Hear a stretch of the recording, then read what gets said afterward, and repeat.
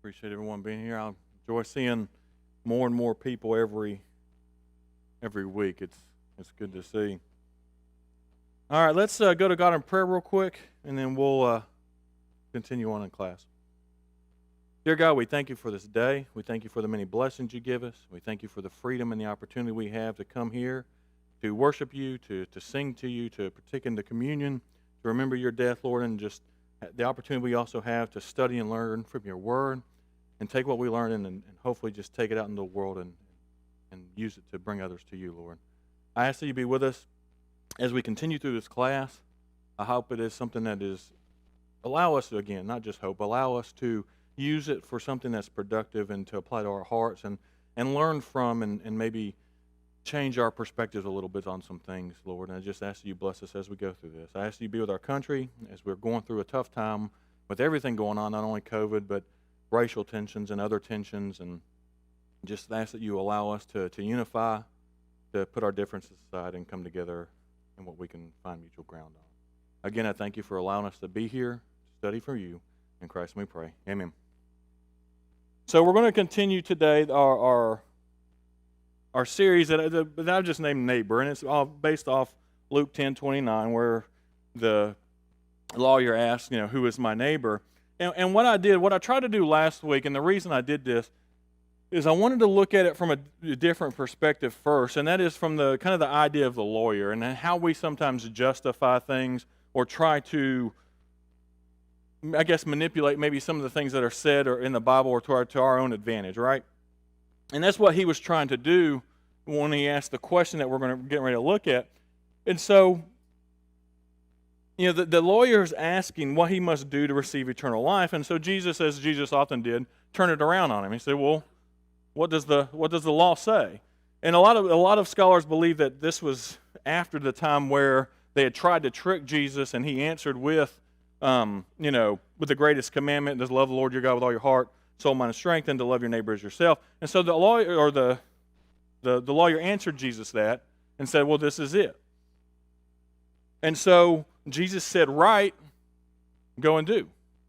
But then the lawyer took it one step further, and because he was trying to, so who really is my neighbor? Who is my neighbor? And so that's the verse, if you look in Luke 10:29, the man wanted to justify his actions, so he asked Jesus, and who is my neighbor? And so that's what we're going to look at today. Last week we kind of looked at some of the excuses that we make, some of the things we do, to justify some things. But today we're actually going to look at who is my neighbor. And what's interesting on this is it's going to be someone, and I like how Jesus said, it's someone who's different than you. It's not just someone who's just like you, right? Same politics, same all that stuff. It's going to be someone who has different politics than you.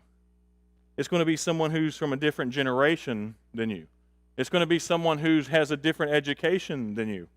It's going to be someone who looks different than you, whether it's skin color or someone who's covered from head to toe in tattoos and piercings, right? It's going to be someone that might speak a different language or have a different accent than you do. It may be someone from another country. Maybe they're here illegally. That's going to be your neighbor.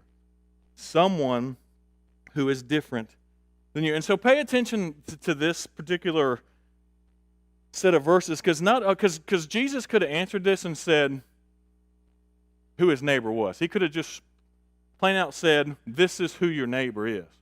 But he didn't just do that. Not only did he say who your neighbor is, he told them how to be a neighbor. And that's the difference that we're going to look at. Jesus could have just said, well, this is who your neighbor is. All right? He could have said everyone. Jesus could have just said, everyone's your neighbor no matter what.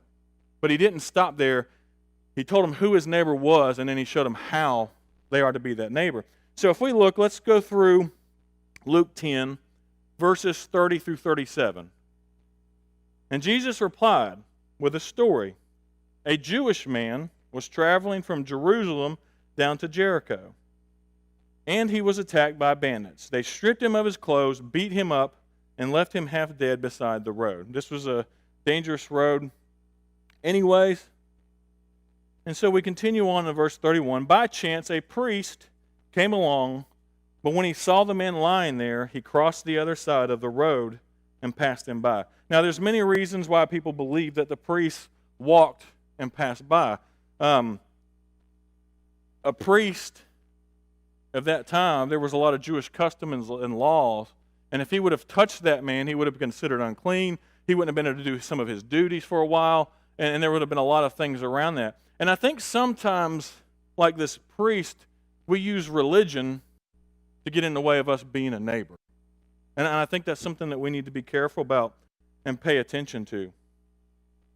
The next verse, a temple assistant or Levite walked over and looked at him lying there, but also passed by on the other side. Again, someone who has a religious affiliation, the ones who you would think would stop and help him, come up with either some kind of reason or excuse not to stop and help this man. And this is where this next verse is where I like the New Living Translation here. Then a despised Samaritan came along, and when he saw the man, he felt compassion for him. So this was a Samaritan who, like this version of the Bible says, was despised by the Jewish people he was telling the story to. And more than likely, the Samaritan despised the Jews. These two people hated each other.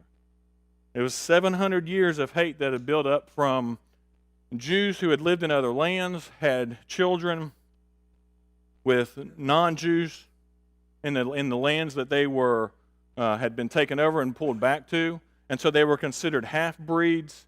They were considered less than dogs in most Jewish customs and society. And so each of these two, and to give you an example, I heard someone talking about this, and this would be the same relevance of if Jesus was speaking to Jewish people today, he would have said, then a Nazi came along, right? If he was speaking to a group of black people, he might say, a KKK member came along. That's the same level of hate and this, I don't know what word I'm looking for there, level of hate that these two people had for each other. So it would have been a jaw-dropping statement that the Jews would have heard whenever he told this story. So then he goes on. So not only does he go over he's going over to help him, the Samaritan soothes his wounds with olive oil, wine, and bandaged them. Then he put the man on his own donkey and took him to an inn where he took care of him. So not only did he go and bandage him, he brought him up and then took care of him. The next day he handed the innkeeper 2 silver coins, telling him, take care of this man. If his bill runs higher than this, I'll pay you the next time I am here. Now, which of these 3 would you say was a neighbor to the man who was attacked by the bandits, Jesus asked. And obviously the man replied, the one who showed him mercy. Then Jesus said, yes, now go and do the same. So again, this again is the opposite of what you would expect when Jesus twisted this story or flipped this story around. Because usually you would think the priest and the Levite, well, they would stop and help anyone who was injured because they're godly people. You know, they're followers of God. And surely a Canaanite's not going to stop. I'm sorry, not Canaanite. My mind just went completely blank.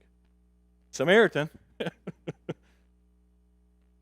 is not going to stop and help a Jew. In fact, the Samaritan would more than likely be glad that it happened to him and taunt him as he walked by him. But that's not what happened. And that's what we're supposed to be. And Martin Luther King gave a good analogy on this, and I like this quote that he said, the first question the priest and the Levite asked was, if I stop to help this man, what will happen to me?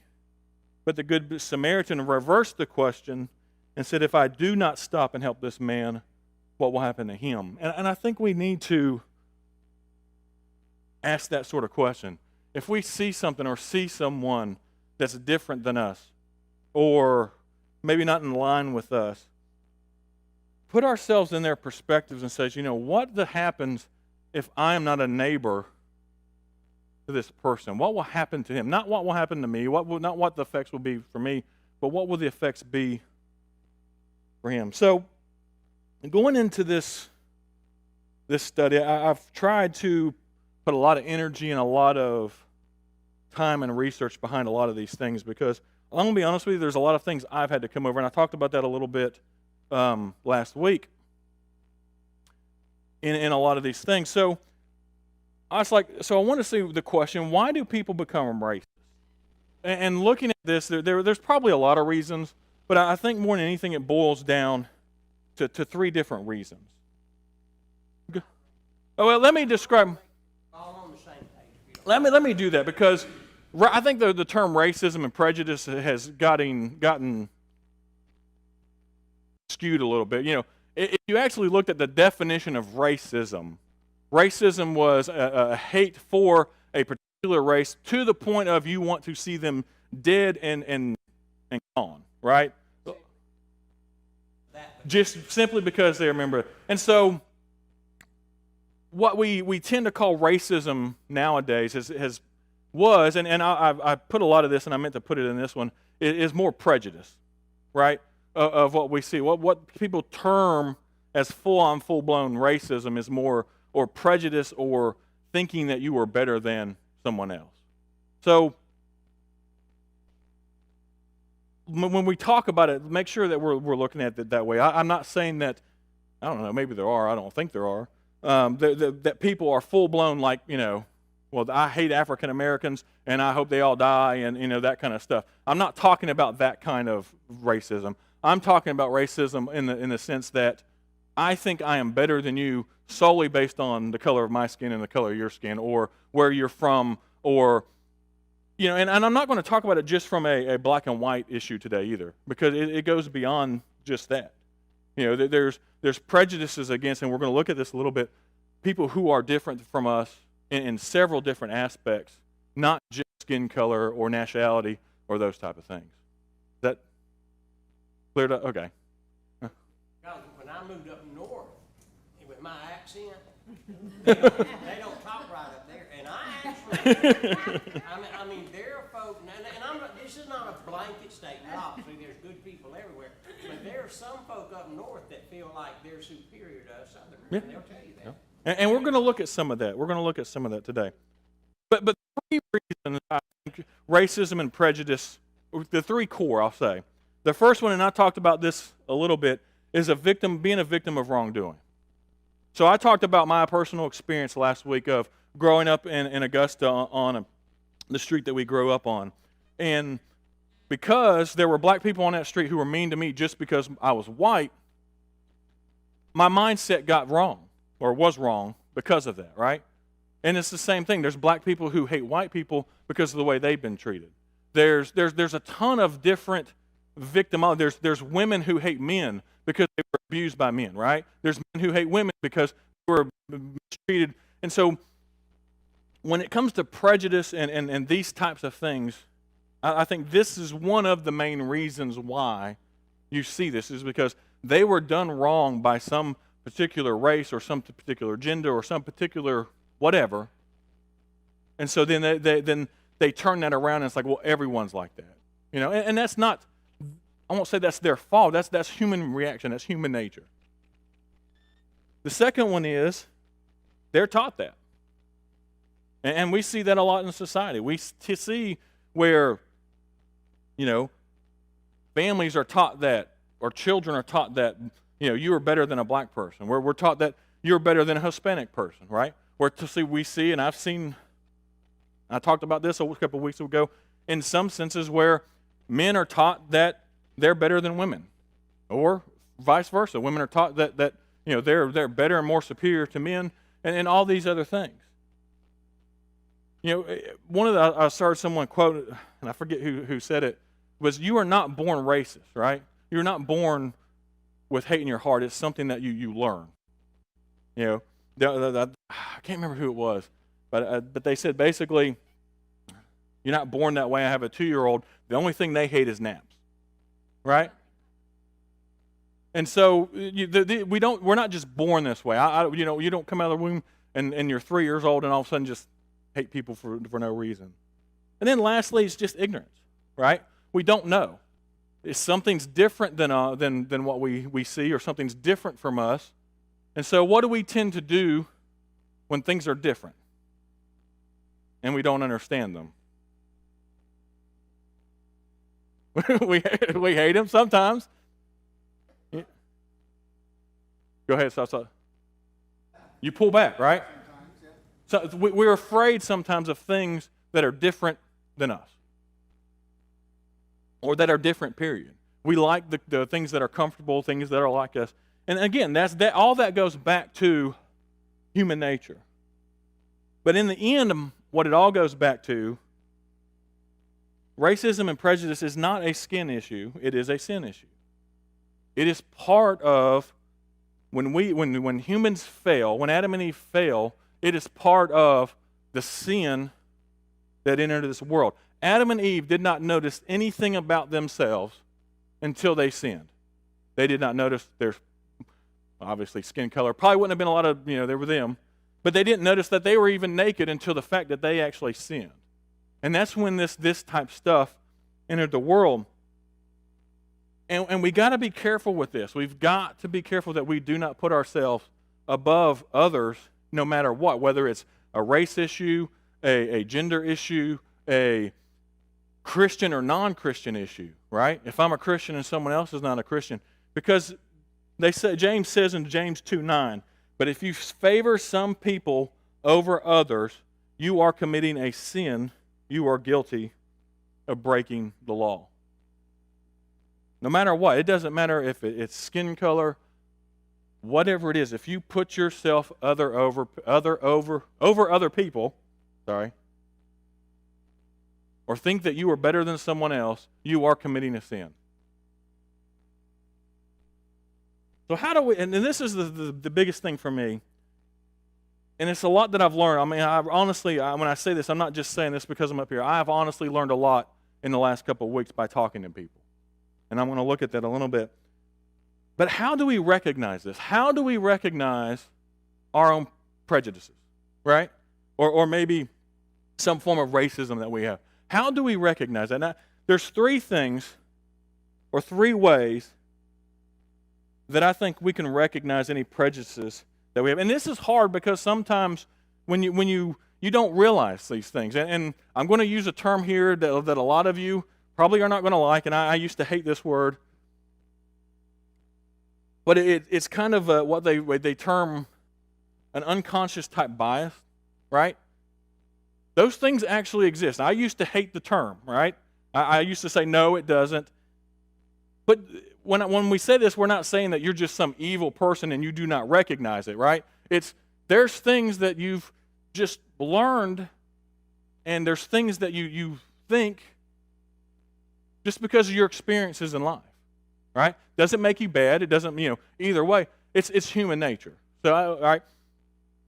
And so sometimes those things are hard, and it's like not intentional. It's not on purpose. It's just things that we sometimes recognize or do. And so I'm going to look at what a prejudice is, right? It's prejudging, right? It's a preconceived opinion that is not based on reason or actual experience, is the definition. Well, some people will say, well, Chad, you talk about that as your actual experience. No, when I say that you're prejudging someone, you're prejudging a particular person or a particular group of people based on one person or one action, not the whole group's action, right?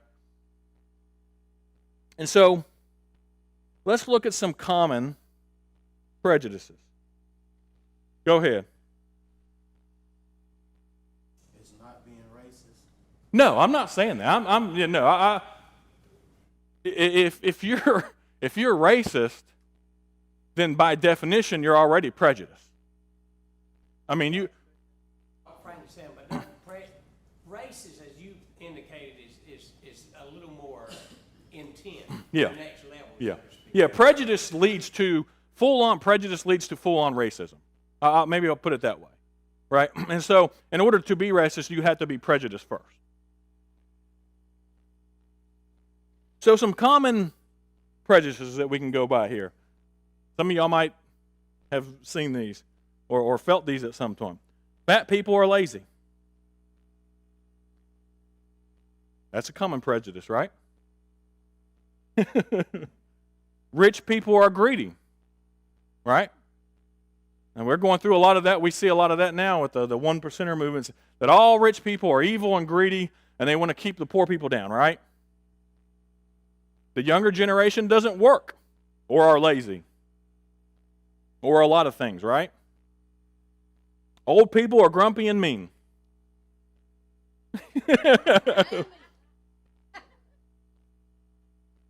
How about all Muslims are terrorists?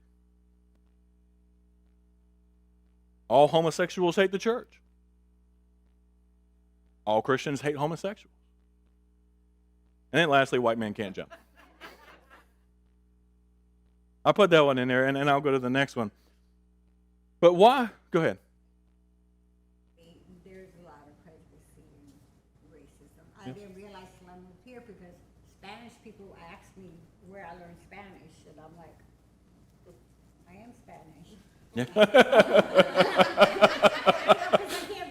And then they'll go, well, where are you from? And I say Puerto Rico, and they're like, oh.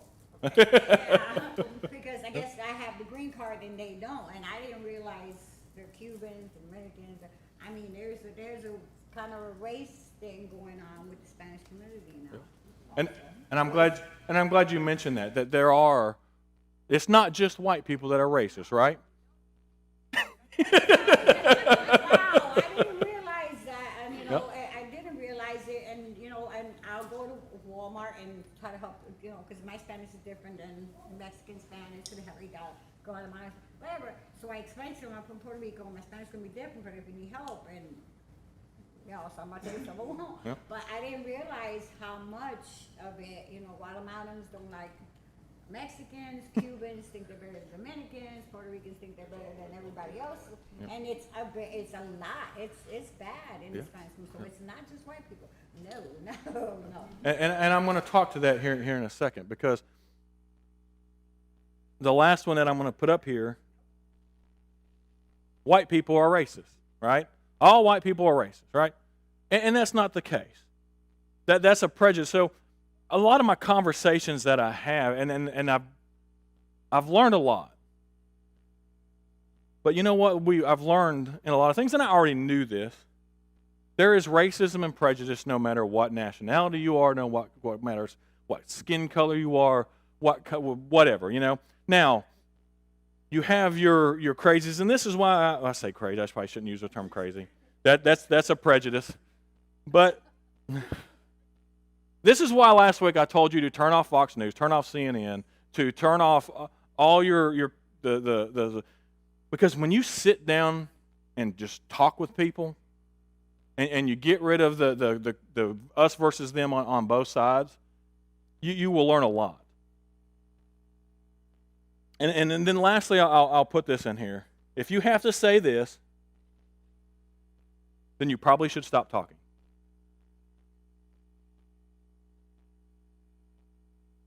So first, recognize the fact that, yes, we all have some sort of prejudice, because why? We're humans. We're sinful, right? It doesn't make one particular person horrible, more horrible. We all have our sins. We all have our things that we deal with. Second, and I think this is probably the most important one. Well, maybe not, but still, it's important. Seek to understand others. This is what I just mentioned, why I mentioned turning off the news and turning off large portions of your social media and talk radio and different things. Because on that, all of those, no matter what side, is designed to keep you coming back, keep you engaged. It is a us versus them mentality. And that is not a Christian mentality. It is not an us versus them. And so what we need to do is seek to understand, because most of us have a very limited understanding. Most of us have our bubbles that we grew up in, that we lived in, our experiences, and that's how we base our worldviews and our local views of how we see others and how we see things. So one way to seek understanding, or I think the best way to seek understanding from others, is to have a conversation. And so I asked last week, I asked y'all to do this, to have did anyone in here sit down and have conversations with someone different from them? Okay. All right. Frankie? Me and Frankie have had conversations, not as much as I would like to, and a lot of it's my fault. But I've had several conversations from what I would consider people on the other side of the aisle from me when it comes to some of this stuff, just to seek to understand. And here's 3 things I learned. This is personal to me. You can take it or leave it however you want to, but these are the 3 things that I've kind of learned, and I thought you had your hand raised. That's all right. So again, these are personal to me. Maybe some of it's my opinion. You don't have to agree with it, but these are the 3 things that I've learned. And the first, and before you freak out, let me explain. Privilege exists. Now, what I don't mean by that is that only white privilege exists, and that that's not what I mean, right? What I mean by that is people everywhere. Every person in this building right now was born into privilege because they were born in the United States of America. All right? Well, I know what you're saying, Frankie. No. You don't have to. Because, Frankie, honestly, with this conversation that we're having, you're the only one who can talk to a lot of it, right? I don't say the only one, but with a lot of the experience. But when I say that, even if there are some levels of inequality, right? Which I think we have to admit that there are, so at times, and there have been in the past. Even being an African American born into the United States, there's still privilege there, right? And that's because we are the richest country. We're our poorest people on the lowest part, our homeless, are better off than some of the well-to-do people in other countries. I was born into privilege with the fact that I have a mother and a father who stayed together, did not divorce. So when people talk about privilege, I used to totally, if anyone brought the privilege subject up, I would just shut it off. I'm like, no, I'm not listening to that. We're all equal. We all have the same things. But that's not true. It's just that our privileges are limited to our beliefs and our supposed social and economic class. Yeah. And that's where. So some people are born into, let me put it, someone's born in the ghetto, right? If you're born in a ghetto, I'm not going to say you can't get to here, because there's tons of stories where you can. But it's a lot harder for someone who's born in the ghetto to get to here versus someone who's already right here. And so when that's what I've learned. When, I used to immediately just, if anyone said this word, I would just shut them off. I'm like, no. Everyone has the same opportunity. Everyone has the same abilities. But that's not true. Maybe in this conversation we're having, we need to describe and understand what they mean by privilege. Because I've been accused of having privilege for things that I didn't have initially. Right. I grew up poor and had to bust my behind to get them. Yeah. I don't consider that privilege. I'll read the definition here. And your mom and I have determined to stay Yes. together, where some people determine not to. I don't consider that privilege. I consider it a choice. But see, the thing is so like, for example, I did not choose to be born into to you guys, right? I was blessed, right? And that's where, so when we say privilege, it is a special right, an advantage, or immunity granted or available only to a particular person or group. So when, there are people who are born into divorced households, right? or households that eventually divorced, or single-parent families, they had no choice in that. So they had no control. And this is the thing, and this was someone I was talking to said this to me, said, Chad, privilege is not a good or bad thing, right? He goes, I do not condemn you or condemn someone else for having a certain privilege. Yes, I condemn how they use that privilege. And so there's people who are born into very rich, very well-to-do households, right? And they can use that for good, or they can use that to keep others down, right? Yeah, and that's what I'm saying. Yep. Yes. Gambling Yep. or all this stuff, and they could start here and they could wind Up up down there, yep. So that's what I learned, because like I said, I used to immediately shut myself off when anyone would say this. And so that means it's not evil, it's not particularly good, it's just the fact that people are born into situations where they have a leg up on other people. One of the other things that was interesting to me was one of the gentlemen I was talking to, he said, look, as a black man, I have privilege in certain areas that you don't. He said, you could not come into the black community and try to convince someone of something or talk to them the same way I could. So it goes multiple ways and it goes different ways. But some of the things we need to look at here is a historical context to some of this. And that's where I think we shut off immediately and we don't pay attention. Now, I'm not saying that every white person in the United States is born way ahead of everyone else, but there are certain aspects sometimes that being born white does give you a little bit of privilege. And this is an example I'll use before you guys crucify me up here for saying it. All right? Studies recently took resumes, and I know this is one example, but this is a true example. There's no faking this. There was no manipulating the data here. They took thousands of resumes and applied for thousands of jobs, and the only two differences between the two resumes were one thing: the first name. They used a white name and they used a black name. The person with the white name was 2.5 more times likely to get a call back for a job interview than the person with the black name. Now, not the white person's fault, not the black person's fault, right? But that is something when we say sometimes, and then this was the quote that was given to me, and he said, sometimes as a black man, I feel like I have to work twice as hard sometimes to get to where other people's get a little bit easier. Again, I'm not saying that is everyone's fault in here. He wasn't blaming anyone. He was trying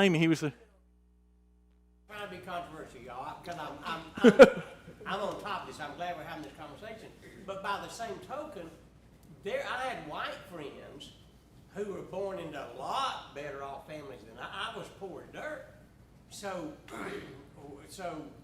then they had white privilege. Yeah, I mean, in a way, I would call that economic privilege, right? They were born into a better socioeconomic area than you were, and so you did have to. I know you tell us stories about growing up on the street that you grew up on, and you had kids who parents owned businesses or whatever, and they were just given everything, and if you wanted something, you had to work twice as hard for it. So that's not to say that it's just African Americans or just Mexicans or just whatever that have to work harder. It's a way of life, right?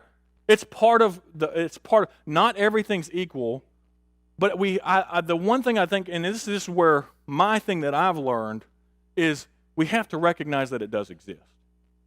Yeah. Yeah. No. Speaking of my point, No, you're not. You're not. No, I'm just kidding. Go ahead. I'm sorry. I can joke with her.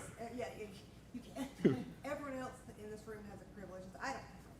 Everyone else can go into a restroom, be able to use the restroom, not have to worry about waiting in line. Everyone else can go into an old building built in the 50s and go upstairs. If there's an elevator, I can't do that. And if there's no rate there, I can't go in a building. Everyone has a privilege and it does need to be recognized, but I'm not gonna be upset, be like, oh, well, the world needs to consist around me, Yeah. because I know that's not how things are. Should it be fixed? Yes. But if that's how things have been, it should, I mean, things should be equal to do these things, but at the same time, like you said, everyone needs to recognize it. You know, And that's- there's certain things. Yeah. Like, And to, oh, sorry, go ahead. but yeah, that's just the way And, I see it. and to her point, and this is what I'm trying to make sure everyone understands, privilege is not good or bad, right? In the middle, most people, now on the left and maybe on the right, you're going to see crazy things about, well, just crazy stuff. And I don't have time to get into it, right? But that's why I said shut all that noise off. Because when you sit down and actually talk and you see where they're coming from, it's just a recognition that these things do exist. And then what are you going to do with it? Or what are you going to do about it? Right? Exactly. And the thing is do something good with it if you're born into whatever privilege that that exists. I could go on this for probably for the rest of the class. But anyways, I want to get into two more and then try to finish off. The next one is the American experience is different for different people. And I'm going to use Frankie and Caretha here as an example, and I did not ask his permission to do this, so I hope this does not bother him. Frankie and Caretha were born into a different world than what most of us were. And what I mean by that is they were born into a world where they were told they were less than because of the color of their skin. It was not until 1964 and 1966 and then into the 1970s that they were told by the U.S. government and other people that they were equal to everyone else. A lot of us think that was a long time ago, right? A lot of y'all grew up. I was born in 81. A lot of y'all grew up in this world, right? We don't have anyone here, but there were people who, when they were born, had to use different bathrooms or different locations because of the color of their skin. And that's it. Now, here's the main thing. That is not anyone in this room's fault. And the conversations I've had is with everyone that I have had these conversations with is they don't blame anyone who's around today. All right? Those were systems that were put in place before we were all born. And they've slowly been corrected. And they're still being corrected. And there's still a long way to go with some of those things. But here's what I want to say is we need to recognize that not everyone has the same American experience or the same life experience that we had. Right? I have never been followed around in a store just because I was a big African American man. I've talked to people with these conversations who have. Right? They'll walk into a store and immediately they start being followed. And this isn't just a one-off thing, happens on a regular basis. I haven't been pulled over and treated differently just because of the color of my skin. And those are things that they happen. Well, it's not right, but they happen, and we need to recognize that those things happen because there's evil in the world. Again, I'm not saying it's anyone in this room's fault. It's not my fault, right? But if we recognize it and we see that it is happening, then maybe there's more we can do about it and we can change it and be part of that. And here's the final and I think the most important thing that I've learned in this. Christ is the only uniter. It does not matter how many groups we get together, NAACP, does not matter what groups we have who are trying to unite people. None of them are going to be successful. The only place that is going to be successful in uniting everyone together is the church. And it's Christ. He is the only uniter. And yet, Sunday morning is the most segregated hour of the week in America. And that's And one. I don't know what to do about it. Yeah. I mean, I'm just being honest. You know, I mean, Christians should be at the forefront of this, but somewhere along the lines, it's just not worked out that way. And this is my note. Here's where I struggle with that. That's the fact. Sunday mornings are the most segregated time in America. Have you ever been given opportunity to preach in Valdosta Lake Park at an all-black church since you've been here? I've never been invited to do that. Is that what you're asking? Right. Yes, sir. No, sir. I preached for almost 10 months at North Peoria Church of Christ in Tulsa, all African American congregation. Well, to me and Kathy got there. And it was a wonderful experience. I mean, we loved every minute of it. It was absolutely wonderful. Can't help but love it. But I've said before, and I hope nobody takes this wrong, that if you can't preach in an African American church, you dead. I mean, it's wonderful, and I loved it. But I'm just saying overall, you know, Brother, I think, you know, they say it starts at home, and to me, that's where we can do the most good is to begin where we're at in the Lord's church. And Well, Marvin, you said something, and you asked a question, have you ever been invited? You have not been invited. I think that's one of our first starts that we can do is start inviting. We've had several African-American preachers come to our VBS and things like that to talk. That's one way we can start is getting our ministers and their families and members of the church to be invited to a different congregation and go with them. I think that's one step we can do. And I add something to that. If you go to the African American or the black congregation, you better be ready to stay there about 3 or 4 hours. and frankly, And that's not making light of the issue, Yeah. that's the truth. That is the That's truth. true. And this is what I've been told. But because I've asked some of my African American brethren, why is there this? You know, and it's not just that. I mean, when we were in Augusta, Georgia, there were, because of the military base and people marrying people from overseas, there were Korean churches that were all Korean. Yep. You know, there were Hispanic churches that were all Hispanic. And so it's just not, you know, the truth. But when I ask some of my African American brethren, even some of my preacher friends, you know, why they think this is, and they say they don't think it's a prejudice thing. They just think it's cultural. They said black folk, as Frankie just alluded to there, that black folk worship different than us. Y'all, our worship sometimes can seem pretty Dead. yeah. And that they think that's more the difference than you know, I don't know. I did that as a minister, that's the one area that I think we need to really, really work on.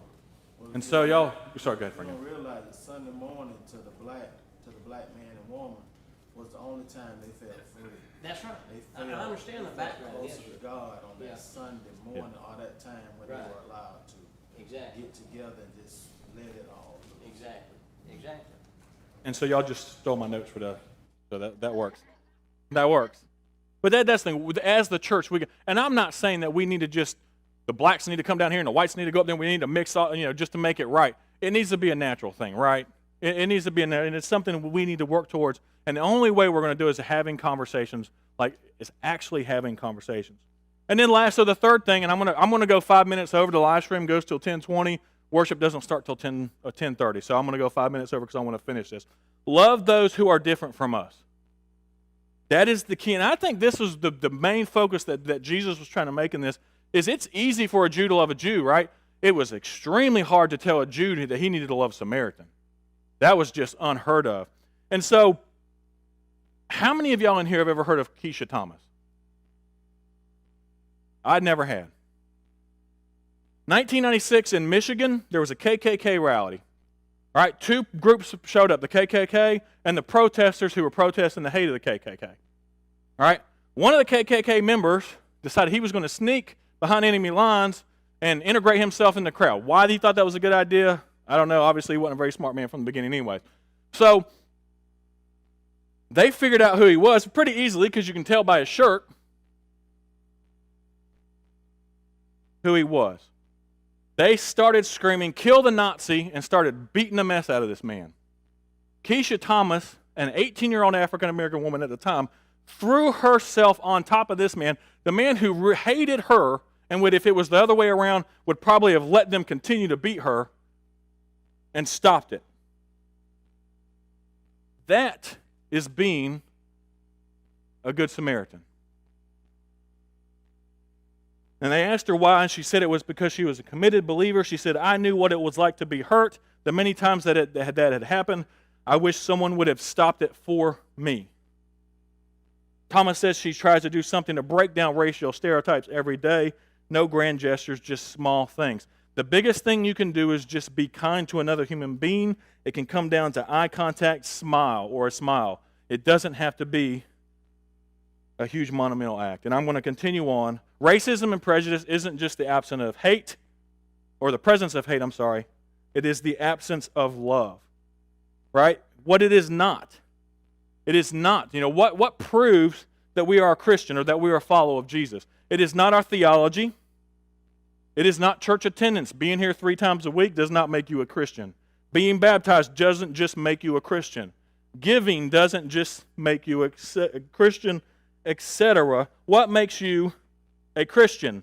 Or how will the world know that you are a Christian? Anyone? By our love. John 13:35, your love for one another will prove to the world that you are my disciples. How does God love us? Unconditionally. How did God love us? In Romans, what does it say? Anyone? Romans 5:8, but God showed his great love for us by sending Christ to die for us while we were still sinners. What do we do then? Love like Jesus loved us. If it's someone who wants to kill you, you love that person. If it's someone who hates you, if it's someone who's different than you, if it's someone who wants to do you harm or can't stand you, you still love them. And if they are down, you take care of them. You help them. Galatians 3:28, there is no longer Jew or Gentile, slave or free, male or female, for you are all one in Christ Jesus. Picture what heaven's going to look like. In fact, I can read it to you. Revelation 7, verses 9 and 10. After this I saw a vast crowd, too great to count, from every nation, tribe, and people, and language, standing in front of the throne and before the Lamb. They were clothed in white robes and held palm branches into their hands, and they were shouting with a great roar, "Salvation comes from our God, who sits on the throne, and from the Lamb." And then to finish it off, Romans 10:12 and 13, Jew and Gentile are the same, and we can put this in however we want to, black and white, Hispanic and Asian, female, male, however we want to do it, are the same in this respect. They have the same Lord who gives generously to all who call on him, for everyone who calls on the name of the Lord will be saved. So the question is then, who is my neighbor? Everyone. All right, I'm sorry I went over 4 minutes, but I wanted to finish that because I think it's important. Now I went through it really quick. But we've got to remember who our neighbors are. And in the thing that Jesus talks about here in Luke 10, our neighbor is not the ones who are easy to love, are not the ones who are just like us, not the easy ones to say our neighbor. Our neighbor are the ones that are really, really, really hard for us to love.